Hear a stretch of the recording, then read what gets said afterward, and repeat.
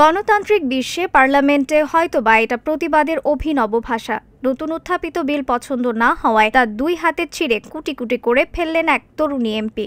এরপর সিট থেকে উঠে সরকার দলীয় এমপি ও স্পিকারের সামনের ফাঁকা লনে উচ্চ স্বরে গান গাইতে গাইতে নাচতে লাগলেন তিনি। তার এই বিশেষ প্রতিবাদে সাড়া দেন আরও অনেক সমমনা সহকর্মী। তারাও ওই তরুণীর কণ্ঠে সুর মেলান আর হাত পা তুলে যে যার অবস্থান থেকে নাচতে থাকেন। মূলত প্রাচীন মাউদি আদিবাসীর অধিকার সংক্রান্ত বিতর্কিত বিল নিয়েই এমন হই হট্টগোল নিউজিল্যান্ডের পার্লামেন্টে। তীব্র বিতর্ক, ব্যক্তিগত আক্রমণ এবং হাঁক ডাক চলে সংসদ জুড়ে।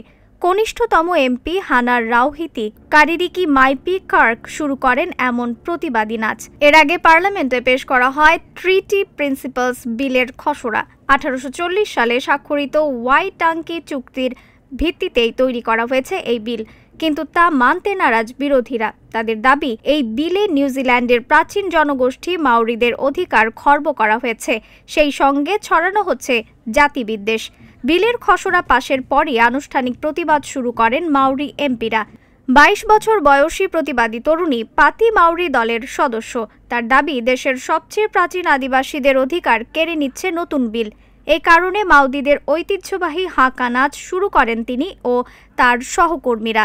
পার্লামেন্টের মধ্যে তাদের এই কাণ্ডের ভিডিও ভাইরাল হয় নেট দুনিয়ায়। যদিও তাৎক্ষণিকভাবে ওই বিলের ওপর ভোটাভুটি স্থগিত করা হয়। একই সাথে হাঁকা নাচ দেওয়ার জন্য দুই এমপিকে অধিবেশন থেকে বের করে দেন স্পিকার।